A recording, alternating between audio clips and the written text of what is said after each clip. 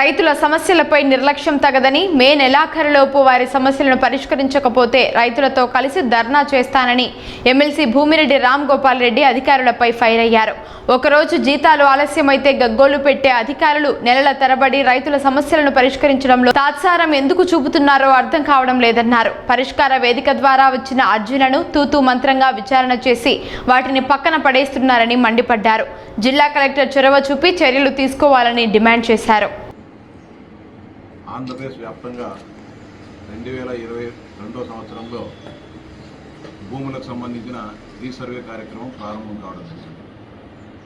అనేక రకాల రీసర్వేలో సమస్యలు ఉత్పన్నం అవుతున్నప్పటికీ నేటికి కూడా రెవెన్యూ యంత్రాంగం రైతుల సమస్యలను పరిష్కరించుకోకుండా తాత్సారం చేస్తూ ఉండడం చాలా బాధాకరం. ముఖ్యంగా పులివెందుల నియోజకవర్గంలో వేలాది మంది రైతులు ఈరోజు కూడా రీసర్వే వలన వాళ్ళకు సంబంధించిన భూములకు సంబంధించిన 1Bలు కానీ లేకపోతే అడంగళ్ళు కానీ లేకపోతే ఆన్లైన్లో వాళ్ళ పేర్లు లేకపోవడంతో అటు రుణాలకు సంబంధించి రుణాలు తీసుకోవాలన్నా లేకపోతే కనుక ఇతర అవసరాల కోసము ఏదైనా కావాలన్నా కూడా అనేక రకాలుగా ఇబ్బందులు పడడం జరుగుతోంది. 2022లో ప్రారంభిస్తే ఈ రోజు కూడా అనేక గ్రామాలలో సమస్యలు ఉన్నాయి. ముఖ్యంగా పులివెందుల నియోజకవర్గంలో తొందూరు, చక్రాయపేట మండలాల్లో రెవెన్యూ యంత్రాంగం వ్యవహరిస్తున్న తీరు వలన వేలాది మంది రైతులు ఇబ్బందులు పడుతున్నారు. తద్వారా ప్రభుత్వానికి కూడా చెడ్డ పేరు రావడం జరుగుతుంది. ఈరోజు తొండూరు మండలంలో 8 రెవెన్యూ గ్రామాలలో ఆన్లైన్లో రైతులకు సంబంధించిన పేర్లు లేవు, రిజిస్ట్రేషన్లు చేసే పరిస్థితి లేదు. వాళ్ళు అమ్మకాలు చేయాలన్నా కొనుగోలు చేయాలన్నా కూడా దానికి సంబంధించిన రెవెన్యూ రికార్డులు ఆన్లైన్లో లేనందువలన ఇబ్బందులు పడడం జరుగుతోంది. అనేక సందర్భాల్లో జిల్లా కలెక్టర్ గారి దృష్టికి, జాయింట్ కలెక్టర్ గారి దృష్టికి, అదేవిధంగా ఆర్డీఓ గారి దృష్టికి, తహసీల్దార్ల దృష్టికి తీసుకుపోయినప్పటికీ ఈ సమస్యను పరిష్కరించడం లేదు.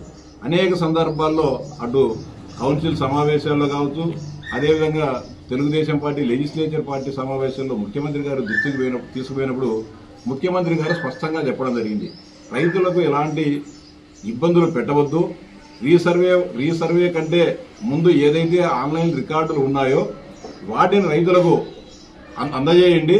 తర్వాత రీసర్వే పూర్తి అయిన తర్వాత ఎలాంటి వివాదాలు లేకుండా ఆ సమస్య పరిష్కరించినప్పుడు వాటిని ఆన్లైన్ చేయండి, అంతవరకు రైతులను ఇబ్బంది పెట్టద్దని చెప్పి స్పష్టంగా చెప్పడం జరిగింది. మొన్న ఇటీవలనే ఒడ్డిమిట్ట కోదండరామస్వామి బ్రహ్మోత్సవాల కళ్యాణోత్సవాలకు గౌరవ ముఖ్యమంత్రి గారు వచ్చినప్పుడు నేను ఈ విషయాన్ని ఆయన దృష్టికి తీసుకోవడం జరిగింది. ఆన్లైన్లో ఈ రీసర్వే వల్ల అనేక రకాలుగా ఇబ్బందులు వస్తున్నాయి సార్. దీనివల్ల రైతులు ఆందోళన చెందుతున్నారు. తద్వారా ప్రభుత్వం నుంచి రావాల్సిన అనేక రకాలైన పథకాలకు దూరం కావడం జరుగుతోంది, ఆర్థికంగా ఇబ్బందులు పడుతున్నారన్నప్పుడు ఆయన స్పష్టంగా చెప్పడం జరిగింది. రీసర్వే కంటే ముందు ఏ విధమైన ఆన్లైన్లో రికార్డులు ఉన్నాయో వాటిని అందజేయమని చెప్పి స్పష్టంగా చెప్పినప్పటికీ ఇంకా ఇంతవరకు అమలు కావడం లేదు. అదేవిధంగా రీసర్వే చేసి ల్యాండ్ పార్కింగ్ నెంబర్ అని ఇస్తారు, LPM నెంబర్ అని. అంటే సర్వే పూర్తయి ఎలాంటి వివాదాలు లేకుండా ఉంటే LPM నెంబర్ అని ఇస్తారు. కానీ ఒకటే సర్వే నెంబర్లో 4-5 రైతులు ఉన్నప్పుడు చిన్న చిన్న సమస్యలు ఉన్నా కూడా పరిష్కరించుకోకుండా తాత్సారం చేయడం జరుగుతుంది. మీకు ఒక చిన్న ఉదాహరణ కూడా మీ దృష్టికి తీసుకొని రావాల్సిన అవసరం ఉంది. తొండూరు మండలంలో భద్రంపల్లి రెవెన్యూ గ్రామం ఉంది. ఆ గ్రామంలో సర్వే నెంబర్ 171లో 13 ఎకరాల 48 సెంట్ల భూమి ఉంది. దాంట్లో 6 మంది రైతులు ఉన్నారు. రీసర్వేలో 40 సెంట్లు భూమి అధికంగా వచ్చింది. ఇది రైతుల పాస్బుక్లో ఉన్న భూమి కంటే ఫిజికల్గా 40 సెంట్లు ఎక్కువ ఉంది.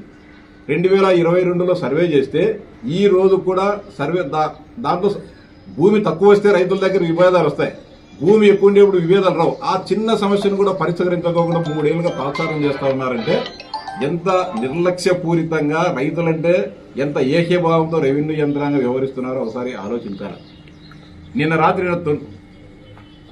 ఆర్డీఓ గారిని మొత్తం తహసీల్దార్ గారు అందరినీ నేను కూర్చోబెడితే సమస్య లేదు. 3 సంవత్సరాలుగా రైతులు కూర్చోబెట్టి మాట్లాడితే రైతుల దగ్గర వివాదం లేదు. 6 మంది రైతులు వివాదం లేదు. భూమి ఎక్కువ ఉంది. భూమి ఎక్కువ ఉండేటప్పుడు మిగులు నీకు చట్టం ఏం చెప్తుంది? 5% ఎక్కువ ఉండొచ్చు, తక్కువ ఉండొచ్చు. ఒక ఎకరాకు అంటే 95 సెంట్లు ఉండొచ్చు, ఎకరా 5 సెంట్లు ఉండొచ్చు, దాంట్లో ఎక్కువ తక్కువ ఉండొచ్చు. 40 సెంట్లు ఉండేటప్పుడు 13 ఎకరాలలో మంచికి 3 సెంట్లు కలపచ్చు. ఎకరాకు 3 సెంట్ల దాకా కలపచ్చు, దాంట్లో వివాదం లేదు. ఎవరు నా ఎక్స్ట్రా ఉండే భూమిని ఎవరు మాకు కావాలి కొట్టాడుకుంటే పరిస్థితి లేదు. అంత చిన్న సమస్యను కూడా 3 సంవత్సరాలకు పరిష్కరించుకోకుండా తాత్సారం చేస్తారంటే ఎంత దయనీయమైన దుస్థితిలో రెవెన్యూ యంత్రాంగం ఉందో ఒకసారి ఆలోచించాలి. చిన్న చిన్న సమస్యలు గ్రామాలకు గ్రామాలు ఈరోజు ముఖ్యంగా తొండూరు చక్రాయపేట మండలంలో ఇంకా చక్రాయపేట తహసీల్దార్ గారు అయితే ఇంకా దుర్మార్గంగా వ్యవహరిస్తున్నారు. ఏ సమస్య వచ్చినా కూడా ఎవరెవరి మీద దొబ్బేయడము, దాన్ని వదిలేయడము. ఇంకా తొండూరు ఎంఆర్ఓ గారికి ఏమాత్రం కూడా రెవెన్యూ పైన పట్టు లేదు, ఆయనకు సంబంధించిన నాలెడ్జ్ లేదు. ఈ 2 మండలాల వ్యవహార తహసీల్దార్ల వలన మొత్తం పులివెందులలో రైతాంగానికి ప్రభుత్వానికి కూడా చెడ్డ పేరు రావడం జరుగుతుంది. దీని అంతటికీ కారణం ఈ సందర్భంగా రెవెన్యూ అధికారులు కూడా సూటిగా ప్రశ్నిస్తా ఉన్నా.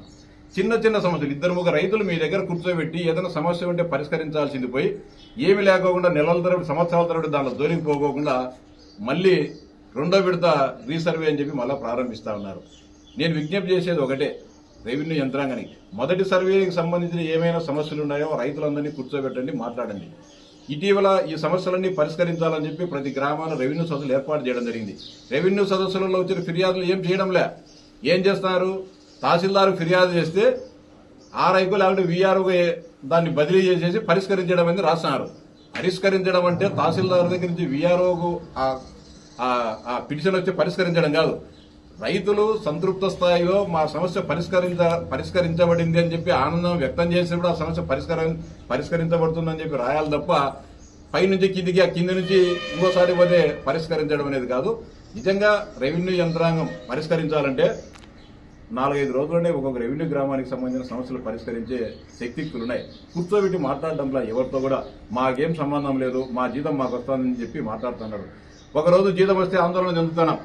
31వ తేదీ జీతం రాకుండా 2వ తేదీ 3వ తేదీ వస్తే ప్రభుత్వాన్ని మనం విమర్శిస్తాం. ఇంకా మాకు 2 రోజులు అవుతున్నా కూడా సంవత్సరాల తరబడి రైతులు తమ హక్కుగా ఉన్న భూములు తమ పేర్లతో లేకోకుండా తమకు ఎలాంటి పత్రాలు కానీ రాని దుస్థితిలో రైతాంగం ఉండేటప్పుడు అధికార యంత్రాంగానికి మానవత్వం ఉండాలి.